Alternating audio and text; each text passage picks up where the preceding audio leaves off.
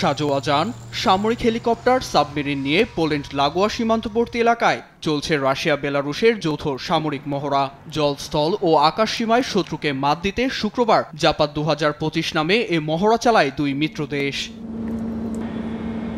Moscow মহড়াটিকে শান্তিপূর্ণ বলে দাবি করলেও একে যুদ্ধের উস্কানি হিসেবে দেখছে পোল্যান্ড। নিরাপত্তার অজুহাতে বেলারুশের সঙ্গে সব ধরনের সীমান্ত যোগাযোগ বন্ধ ঘোষণা করে মিনস্ক।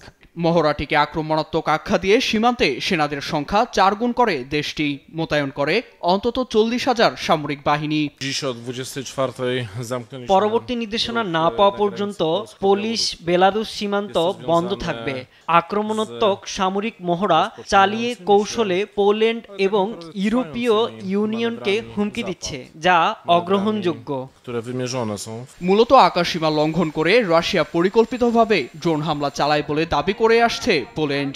এ নিয়ে মুখ খুলেছেন মার্কিন প্রেসিডেন্ট ডোনাল্ড ট্রাম্পও। ড্রোন ঢুকে পড়ার বিষয়টি ভুলবশত হতে পারে, তবে যাই হোক, পুরো পরিস্থিতি নিয়ে আমি খুশি নই। আশা করছি দ্রুত এর অবসান হবে।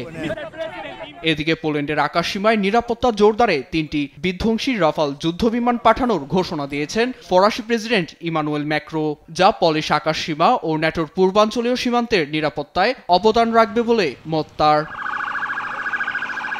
অন্যদিকে নেদারল্যান্ডস ও জার্মানির মতো ইইউ দেশগুলো পোল্যান্ডের সামরিক সরঞ্জাম ও সেনা সহায়তা পাঠানোর ঘোষণা দিয়েছে।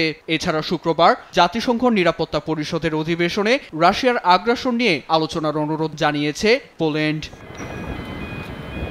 নীরব দাস, নিউজ ডেস্ক, দেশ টিভি।